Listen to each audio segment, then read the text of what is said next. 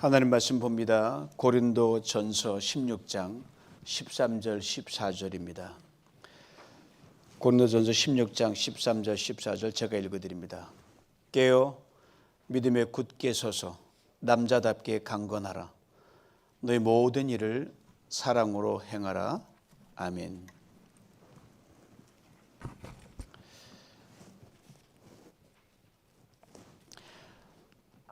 한 해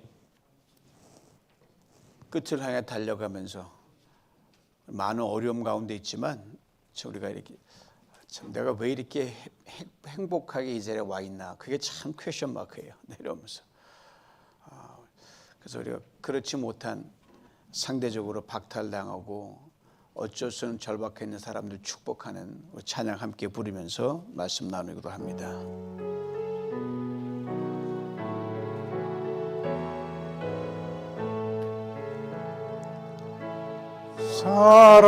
사랑하는 자여, 내 영혼이 잘됨같이 내가 범사에 잘되고 강건하기를 내가 간구하노라.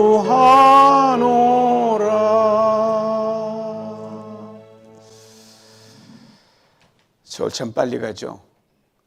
끝에 서야지 이렇게 빨리 갈 줄 몰랐다, 그런 게 느껴지는 것 같아요. 저도 마찬가지입니다. 그래도 빨리 달려온 이 세월 잘 달려왔는가, 그럼 마지막 잘 마무리하고 있는가, 늘 해마다 하지만 그것도 참 감사하죠. 그렇게 생각하시다는 자체가. 셰익스피어의 겨울 이야기에 이런 재미있는 대목이 있어요. 여러분 잘 아는 거예요. 끝이 좋은 것은 다 좋은 것이다. All's well that ends well. 저는 끝은 단순한 마침표가 아니라 평생의 인상을 남기는 느낌표예요. 잘 끝내면요, 그 사람 인상은 영원히 계속 잘 가는 거예요. 끝을 잘못하면요, 그 인생이 영원히 남는 거예요. 한 해의 끝, 사역의 끝, 관계의 끝, 믿음의 여정의 끝에서도 가장 중요한 신앙의 자세죠. 마무리를 잘해야겠다. 바울의 인생의 여러 마침표마다 finish well, 잘 맞춰야겠다는 걸 거듭 그 서신마다 참 감동적인, 끝이 제일 중요한 편지인데 그런 말을 남겼거든요. 바울은 늘 끝을 향해 달려갔던 사람이고 정말 잘 달려간 사람입니다. 그리고 우리가 함께 읽은 고린도전서 16장 13절 14절 말씀은요, 바울이 고린도 교회에 쓴 첫 번째 편지 마지막 16장에 있는 대목입니다. 마무리하는 거죠. 근데 길게 얘기하지 않습니다. 딱 두 절에 5개의 동사를 담았어요. 깨어라, 굳게 서라, 남자답게 행하라, 강건하라, 사랑으로 행하라. 외우기도 쉽죠?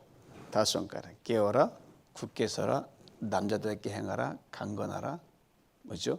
사랑으로 행하라. 5 fingers.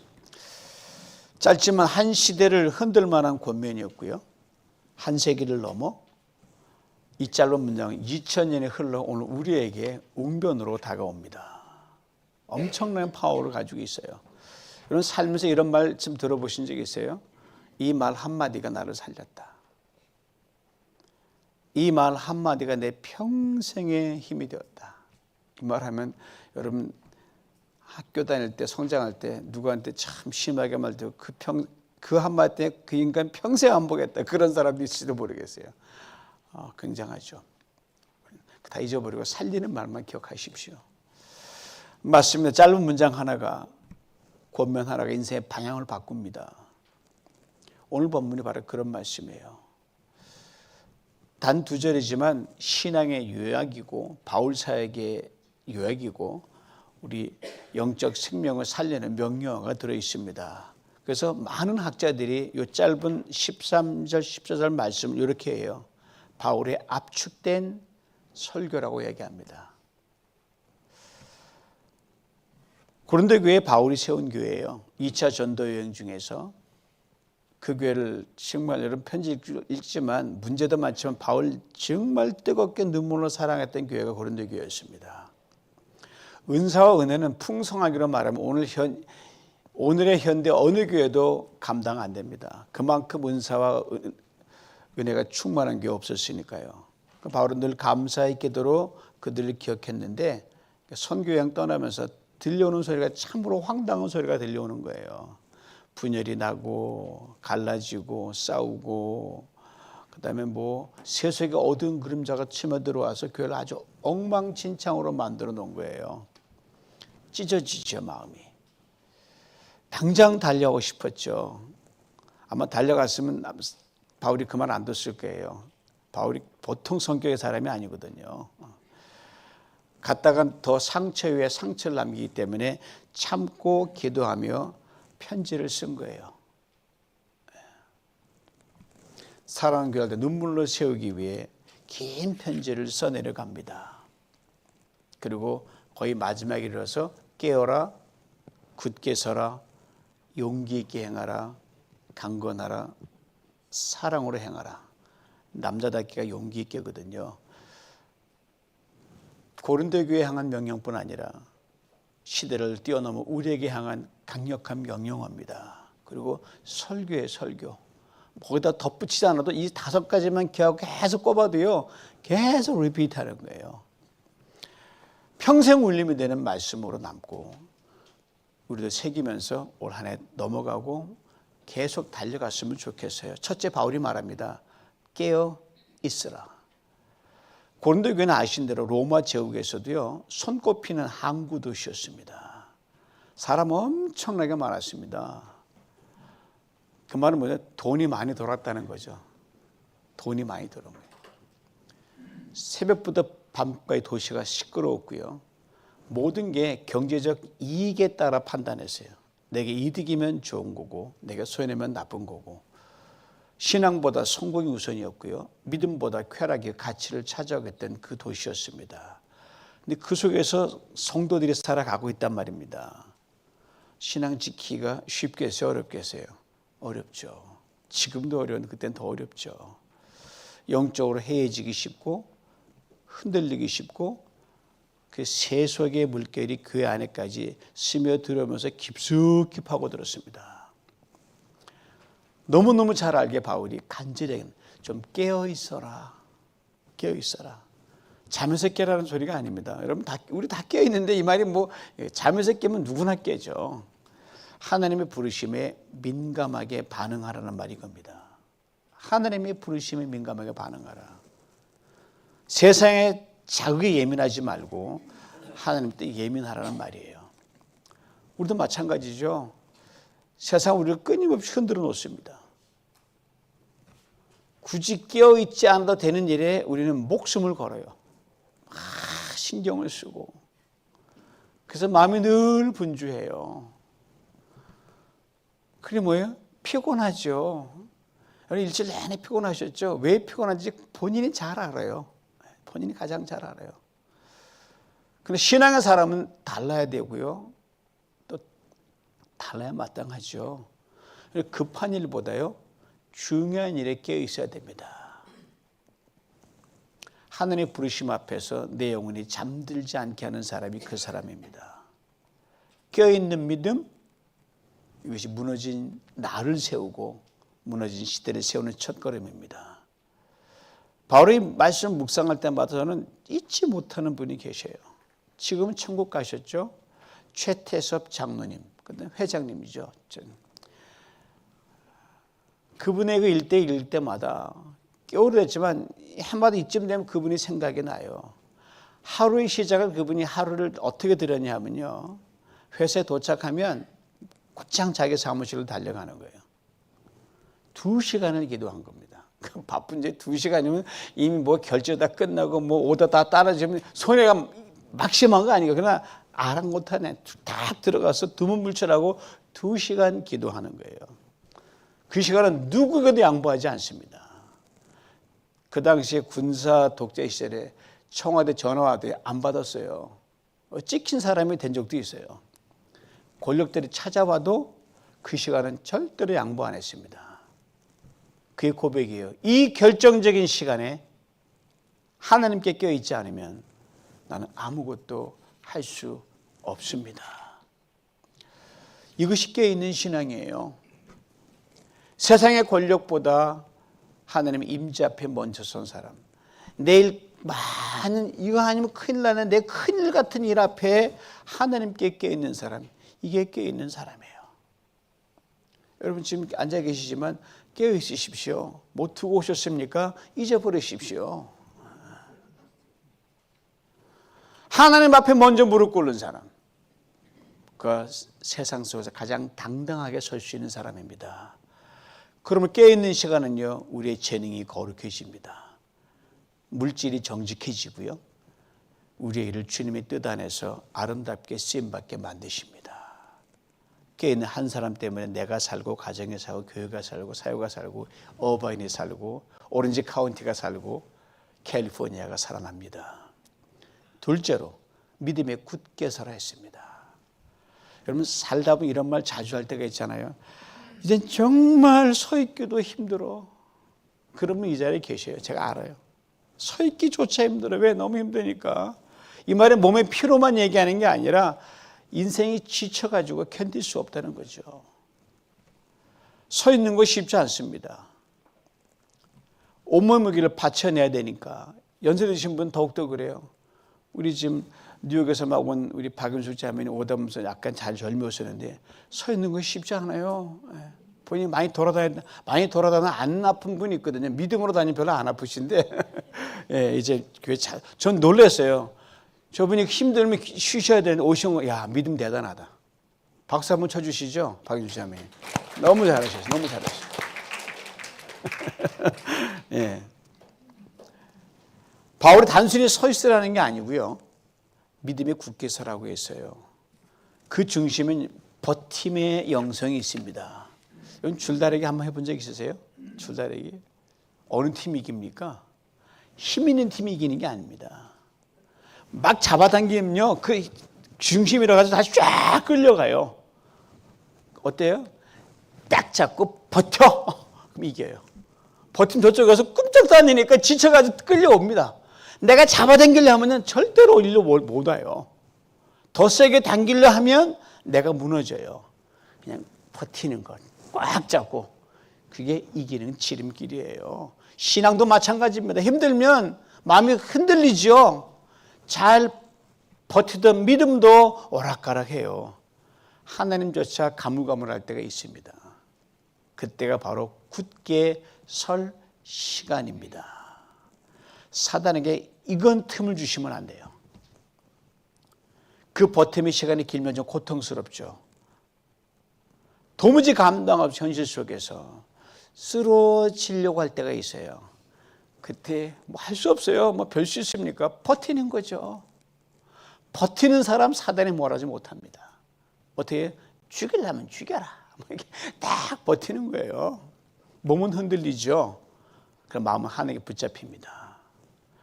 혹시 이 자리에 삶은 너무 버거워가지고 설 수 없다고 느끼는 분 계셔요? 계실 거예요. 하시고 너는 누구만의 이야기 아니에요. 우리 모두 이야기예요. 2025년 정말 힘겹게 다가왔잖아요. 숨가쁘죠. 가정에서도 일터에서도 관계 마음에서도 목장에서도 목사님 맨날 목장 참석하라 그러지 지쳐 죽겠는데. 예?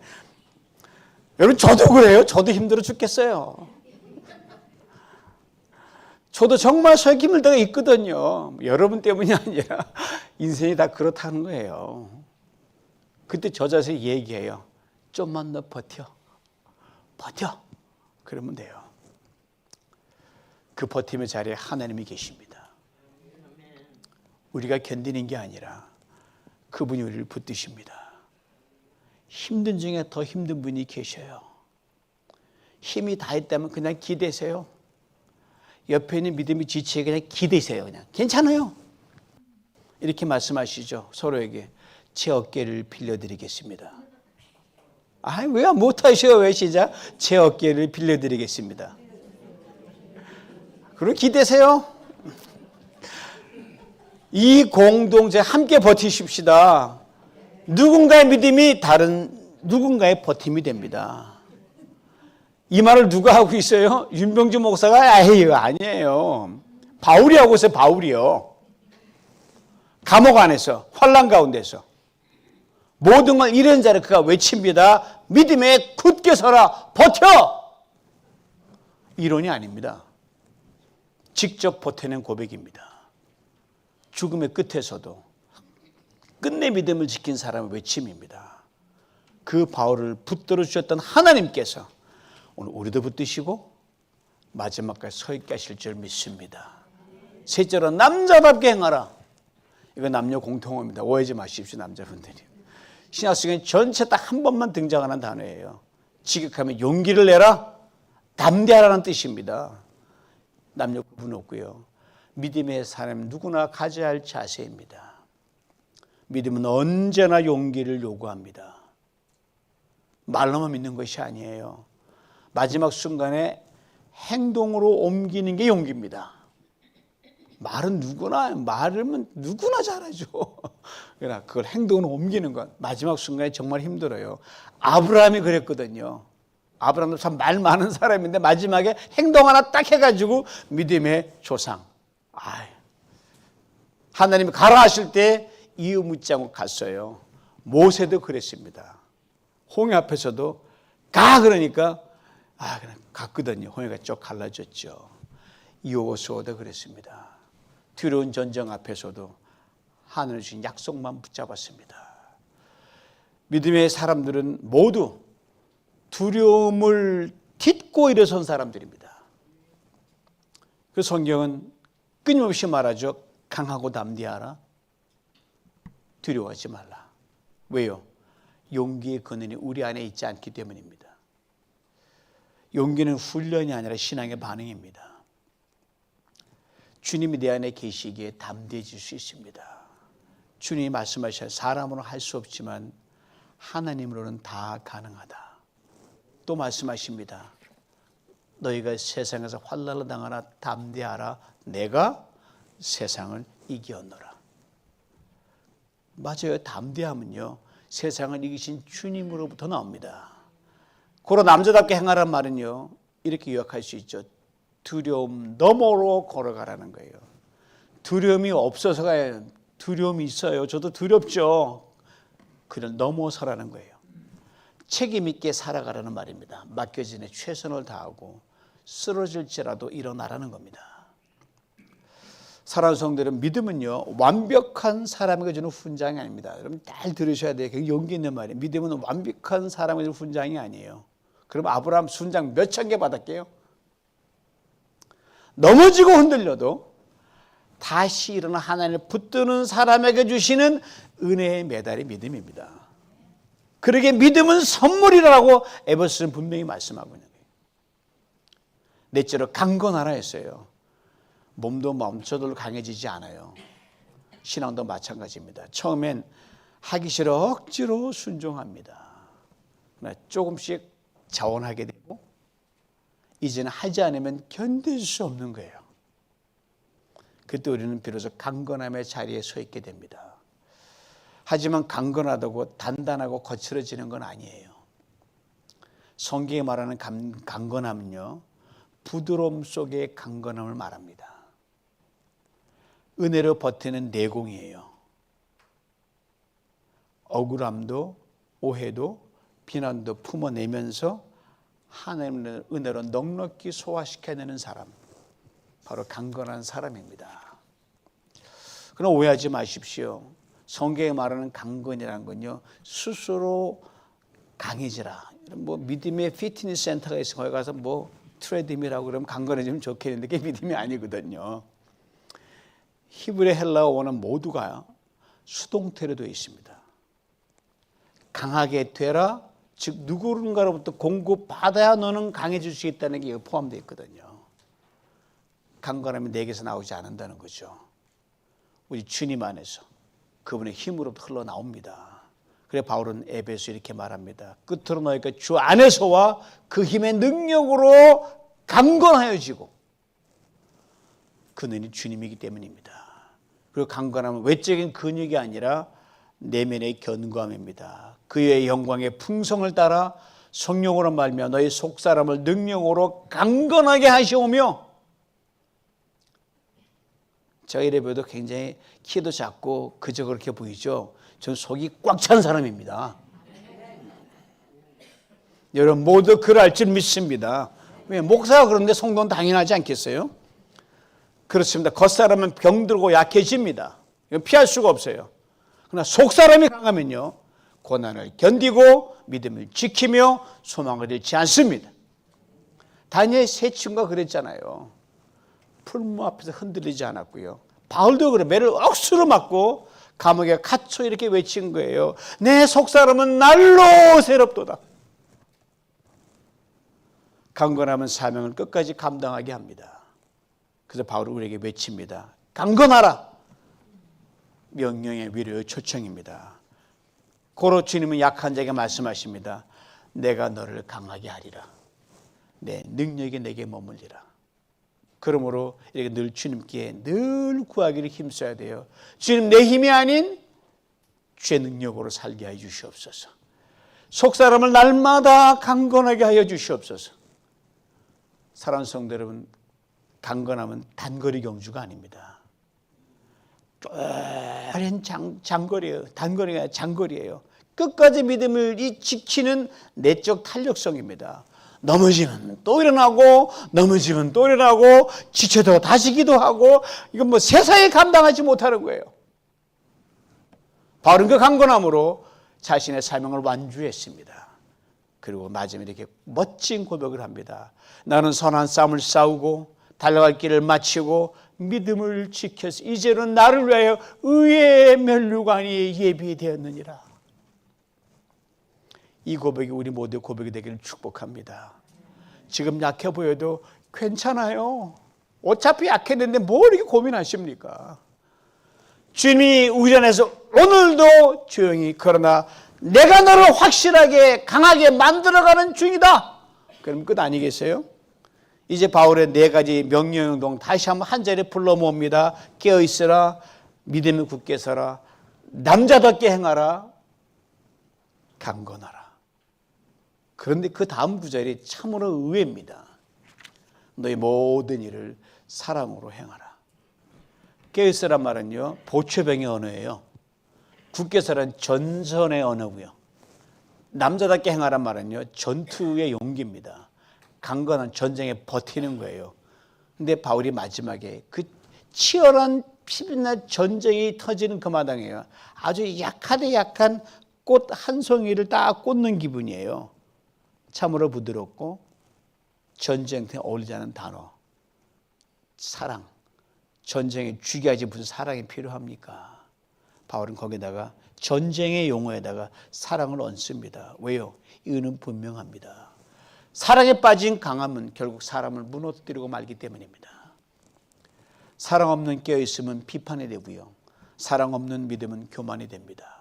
사랑 없는 용기는 폭력이 되고요, 사랑 없는 강건함은 냉혹함이 됩니다.